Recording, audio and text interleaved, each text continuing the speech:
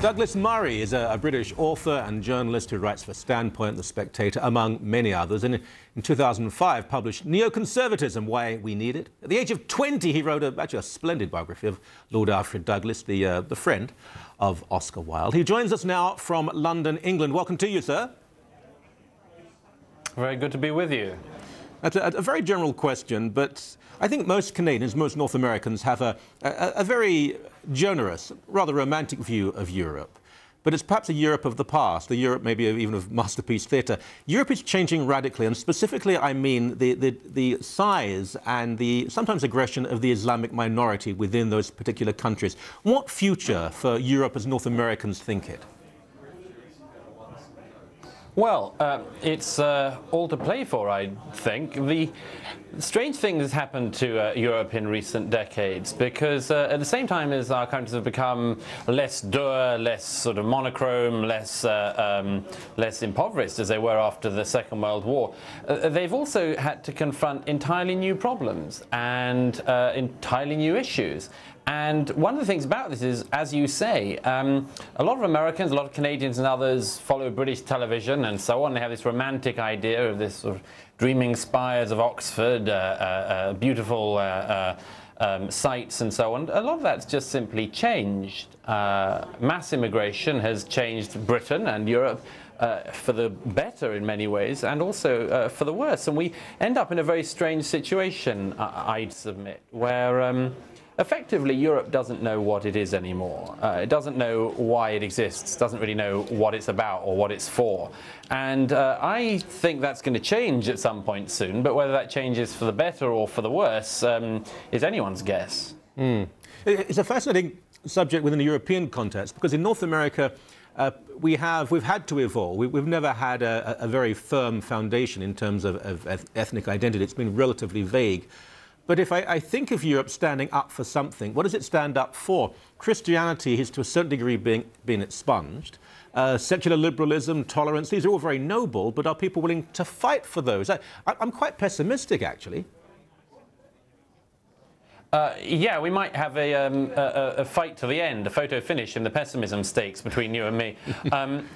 Look, I mean, the fact is this, is that Europeans are willing to defend to the death everyone else's right to hate them.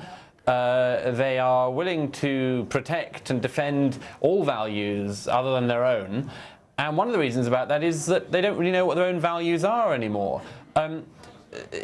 I'd put it like this. The strangest thing that's happened in European culture in the last 70 years is what the philosopher Roger Scruton described as a culture of self-abnegation, where you spend as much time as you can vilifying and distancing yourself from your own past, from your own culture, your own heritage, and spend as much time as possible lauding and praising any culture or heritage which is different. Now, I take it as read that all cultures have something to give, something of interest, and so on. But to so completely focus on the superiority of every other culture other than your own, it is a very peculiar and relatively modern European phenomenon.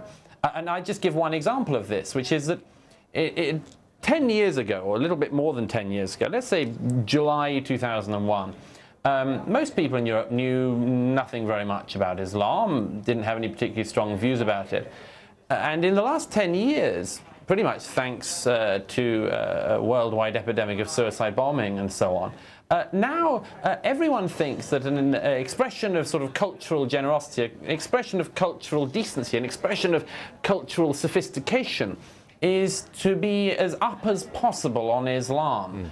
And I think that's one of the problems for Europe. It's a problem for everyone, that if effectively you can only celebrate other cultures, you'd never hear, by the way, any major broadcaster in Britain praising or doing a fawning documentary on Christianity. But, I mean, you wouldn't have any other type of documentary when it came to Islam. That's just an example of it, what I would think of as a kind of cultural cringe, which is now prevalent.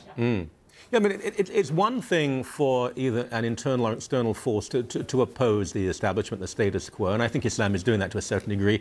But it's another when those with influence seem to be self-hating. You mentioned the BBC. We've both done work for the BBC over the years. BBC Radio recently, I heard a documentary that it was quite nauseating. It was so anti-intellectual. It was interviewing a series of people who'd embraced Islam. Generally people who weren't really formed Christians in Britain who had embraced Islam, and their reasons were entirely fatuous. But the interviewer drank them in as though they were incredibly profound. But you mentioned Roger Scruton. I mean, Roger Scruton became a Catholic. We think of people like Paul Johnson. We think of some East European and Italian philosophers who are Catholic, who have become Catholic. I'm not saying Catholicism is the answer, but they seem to be searching for something which is absolute, so they can stand up and say it's not just being European or white. That's not the issue. It's saying this is why we are not of the Islamic faith. Yes, I don't think Roger Scruton is a Catholic. He describes himself as a believer in belief. He likes the belief, and I think his own belief sort of goes in and out like the wireless. I thought he came into the Roman Catholic Church. Forgive me, I thought. No, but I mean, the point is that what he does is defends the principle, the idea, and the ideal of Western culture, and celebrates it, and believes that it has value. What is so interesting about the last decade has been that religion has become talked about again, but it's been talked about in an entirely foreign key.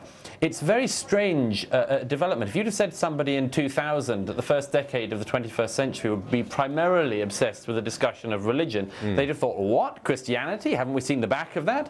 Yeah. But actually they end up talking about a culture and religion they know, or knew in the past, very little about. I think what is happening is, as I said, it's all to play for in this. But I would predict this, that if you are in a situation where you hate your own past, and are positively lascivious in your adoration of anyone else's past other than your own, then it can only spell trouble in the end. And let me give you one quick example. You mentioned the BBC. Not only in a programme about Islam would you hear that kind of fawningness. Recently, the BBC ran a radio documentary about Anthony Blunt, the famous communist spy. Yeah. And it came to the sort of conclusion that basically Blunt had been a victim of the British establishment. He'd sort of an outsider. He didn't fit in, all that kind of thing. No, the man was a communist spy who wanted to bring down the country that gave him succor and gave him a home.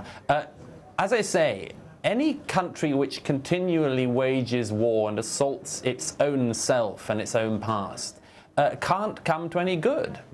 And just to speak, of course, we had the BBC apparently saying that the words BC and AD would not be used because they are so terribly offensive. I wish we had more time. Terrific stuff. Thank you so very much indeed. Not at all. Good to be with you.